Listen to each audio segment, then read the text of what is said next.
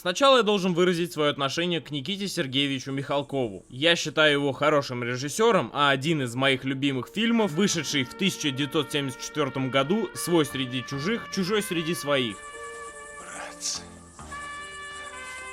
К слову, у Михалкова там есть роль. Роль отрицательная, и, как ни странно, все подобные роли у него получаются отлично. Перейдем все же к фильму «Утомленные солнцем 2». Изначально по центральным каналам и лично Михалковым фильм позиционировался как масштабное полотно о войне, при этом связанное с первой частью. На сайте намекалось, что, дескать, это наш ответ спасению рядового Райана. Да и уровень подготовки, километры отсмотренной пленки, секретные документы, изученные письма непосредственных участников войны, 8 лет съемки, историки-консультанты, большой бюджет, помощь МЧС, Минобороны, усиленная реклама. Все это говорило об одном: будет масштабное кино о войне. Но после провала фильма позиционирование резко поменялось. Впервые прозвучало, что допущения есть, причем умышленные. Это же художественное кино. А слова «масштаб» и «война» заменили словами «скрытый смысл» и «аллегории». Дабы примерно понимать, что из себя представляют бюджеты двух частей «Утомленных солнцем», я грубо перевел бюджеты фильмов на 2010 год по отношению доллара к золоту. И вот что получилось. «Утомленный солнцем 2» — это половина спасения рядового Райана,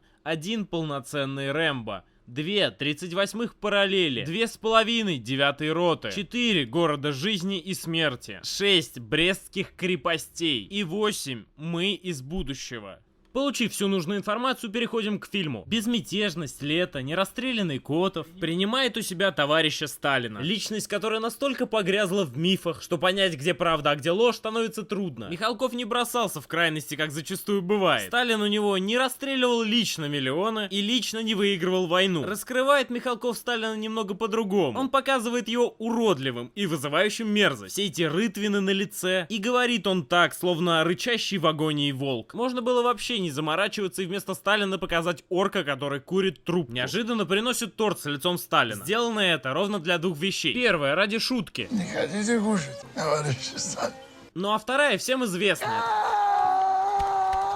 У меня появился вопрос. Возьмем для примера личность менее спорную, а именно маньяка Чикатило. Вы смотрите серьезный фильм о временном отрезке, когда жил Чикатило. Начальная сцена фильма демонстрирует вам, как главный герой макает лицом в торт Чикатило. Вопрос, насколько дальнейшее повествование будет восприниматься серьезно. Даже если это сон, как оказывается в предстоянии. Котов в лагере, где ему политическую статью меняют на уголовную. Отгадайте зачем? Чтобы Котов не был в компании тех, кого кроваво-красная гыбня расстреляет в запертом амбаре спаренных пулеметов. Ей-богу, это не газовая камера. А если кто из политических оказался в стороне или присел, прилег, пропустим эту глупость, как и всю сцену, так как в отличие от реальности, всех заключенных прифронтового лагеря этапировали в полном составе. И в дальнейшем они вели работы на оборонительных сооружениях. Объявляют, что началась война. Неведомое чувство подсказывает Котову момент, когда надо вместе с тупеньким белорусом по имени Ваня запрыгнуть на машину, а затем на крышу барака, чтобы вся охрана лагеря при этом смотрела на плохо нарисованные юнкерсы, вместо того, чтобы остановить побег. Жестокой платой за эту невнимательность является то, что парочка бомб убивает всех без остатка. К слову, осуждать охранников нельзя, ведь действительно, почему бомбардировщики прилетели именно сюда, в этот лагерь? Дураки-то охранники думали, что первостепенной задачей для бомбардировщиков в первые дни войны являются аэропорты, ведь именно с них взлетают вражеские самолеты. Судя по всему, все взлетные полосы, электростанции, заводы, военные части, оборонительные рубежи, города и дороги, а также железнодорожные вокзалы были обстреляны к моменту, показанному в фильме. Нас переносят в 43-й год, где Митю к себе на дачу вызывает товарищ Сталин, что немного удивляет, так как Митя в конце 30-х вскрыл себе вены, а тут вдруг оказывается, что он дожил до 43-го года, так как вовсю идет напряженная подготовка к летней кампании. 5 июля будет Курская битва. Сталин медленно и вальяжно разговаривает с Митей на разные темы, просит поиграть на пианино. А затем они почему-то обращают внимание на дело Котова. Михалков хотел показать напряженную сцену, и она является таковой до вот этого момента. Вы руководили его арестом?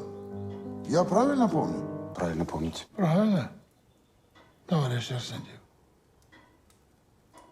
Правильно, блядь. И тут становится понятно, какой именно у Михалкова Сталин. Он полоумный идиот, которого не особо заботит ни война, ни страна, ни даже ежечасные расстрелы. Сталин у Михалкова человек, не знающий, куда деть свое свободное время. Более того, в глаза сразу бросается схожесть с фильмом «Пианист». Сталин приказывает Мите найти Котова. Как гласит лозунг избирательной кампании американского президента Вудро Вильсона: «Незаменимых людей нет, кроме Котова». Стоит сказать, что Михалков злобной струной иронии вяжет судьбы героев фильма. Но потом мы видим 9-летнюю Надю, и проявившееся напряжение исчезает. Мы в пионерлагере, где Митя, будучи приемным отцом Нади, выслушивает донос, написанный ее подругой. Дескать, Надя Котова ставит родителей выше родины и от своего отца отрекаться не хочет. Люба, а вот ваш папа... Не папа. Мой физиологический отец. Забыл сказать, в этом фильме почти все, кто произносит реплики, либо сидят, либо сажают, либо имеют в родстве тех, кого посадили или расстреляли. Непонятно, кто тогда в тылу работал, кто воевал.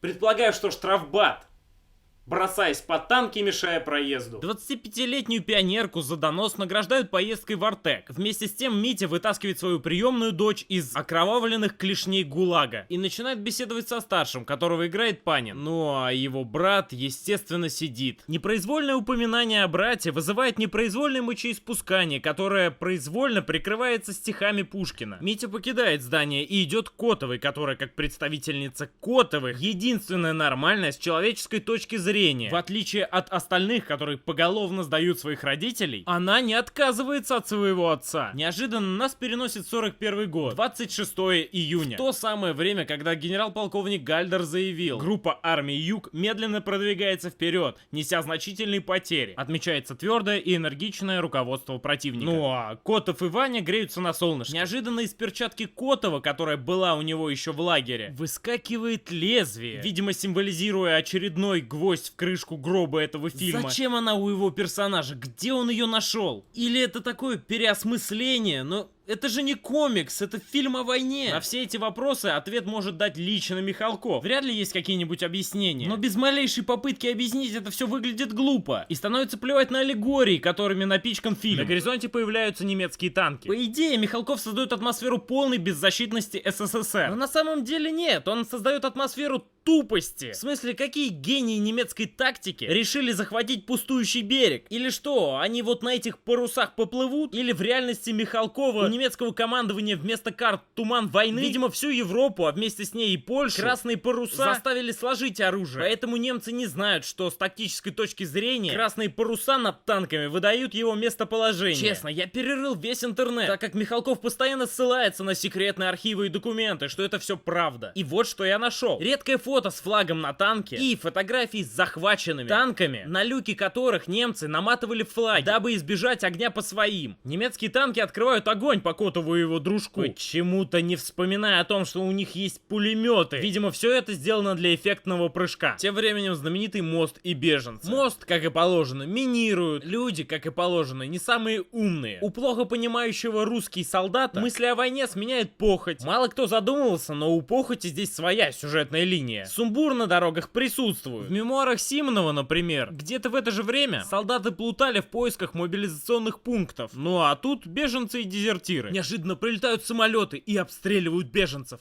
Судя по всему, все лагеря и тюрьмы уже взорваны. Один из снарядов попадает в машину, которая перевозила деньги. И в стране, в которой поколениями сажали и расстреливали, люди бросаются хватать. На мосту появляется единственный правильный человек. Жаль, сошедший с ума. Он пытается остановить боеспособных солдат и призывает занять оборону. Так как фильм к 9 мая, про защиту Родины речи не идет.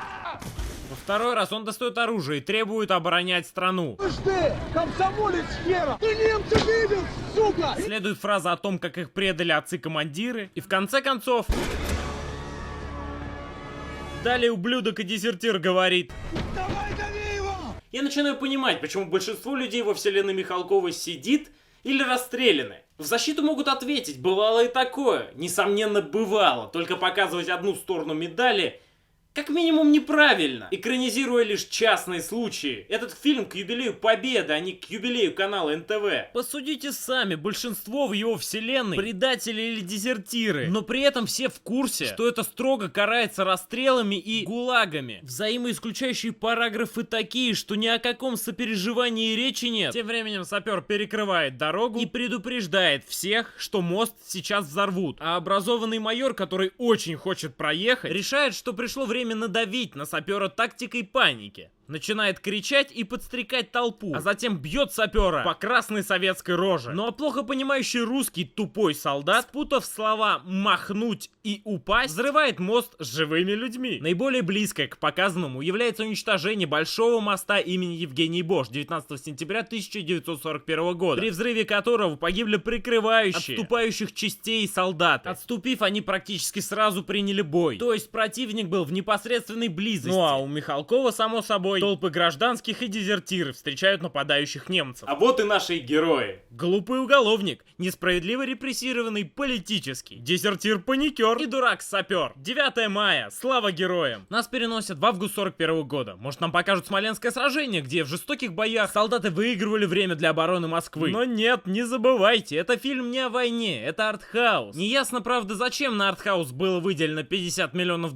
Зачем артхаус привязывать к Дню Победы? Зачем на артхаус гнать школьников? Что обо мне подумают в городе? Вместо солдат нам показывают мажоров, которые перевозят бюсты Сталина, люстры и прочий скраб на отдельном VIP-корабле. По идее, это парт-архив, но я-то знаю, что его не вывозили по морю, так как море контролировал противник. Блатных сопоставляют с бедными на барже, которые в тесноте разделяют пространство с ранеными и пионерами, видимо, путешествующими с Котовой. Появляются самолеты, предвестники глупости и того, что из всей кучи людей выживет лишь член семьи Котовых и непосредственный недалекий спутник. Немцы видят, что баржа находится под Красным Крестом и неожиданно начинают соблюдать подписанную конвенцию. Удивительно, но в реальности, в отличие от воображений Михалкова, немцами в войне не соблюдались ни одни формы конвенций. И вовсе не потому, что злобные большевики не участвовали в ратификации. Просто война велась несколько иного типа, нежели с Европой или Америкой. Нормы были, но они совсем не мешали вести политику обезлюживания на территории СССР. К чему нас готовит Михалков? В конце окажется, что Сталин напал на Гитлера. Благородный и невероятно правильный немцы. На пикирующем бомбардировщике Ю-87, что заходит на цель под углом 80-90 градусов со скоростью 600 км в час. Дабы не нарушать конвенцию, решают заменить боевые снаряды на снаряды иного типа. Ведь про них в конвенции ничего нет. Пока Надя знакомыми нотками в голосе успокаивает детей. Ну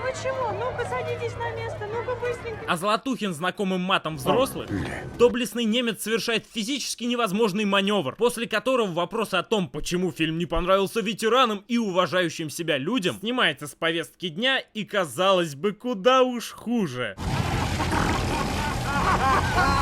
Как оказалось, Никита Сергеевич через эту сцену хотел показать, как русский народ унижали. То есть реальные факты, например, из данной книги, которая основана на Нюрнбергском процессе, недостаточно. Более уместны для молодежи. Никита Сергеевич посчитал задницу на пол экрана с соответствующим звуком. Возможность прекратить издевательство над зрителем выпадает на плечи раненого, который достает несуществующий на тот момент пистолет и не просто попадает в пикирующий бомбардировщик, но с брызгами крови, сжигательным снарядом пробивает фашисту голову. А Золотухин подводит итог всей этой сцене.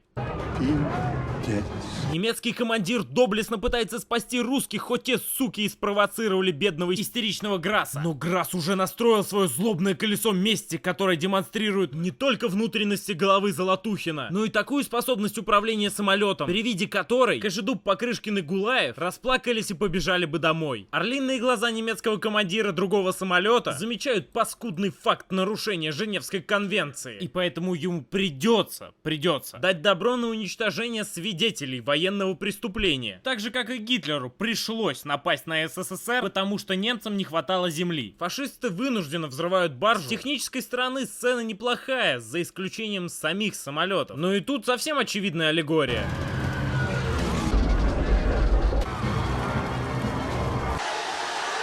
Под аллегорией я, конечно, подразумеваю копипаст. Для более плавного повествования все тонут, Грасс улетает заправиться, а Гармаш, будучи священником без ног, решает против воли покрестить Котову. Тем временем возвращается Грасс, и в густом тумане все же выслеживает единственных оставшихся в живых свидетелей зверского преступления фашистов. С помощью пулеметов, а не бомбардировки, вновь демонстрируя чудеса пилотажа, он пытается убить главных героев, которые плывут на мине. А Гармаш из последних сил доблестно читает молитву, которая, видимо, приводит вот к этому.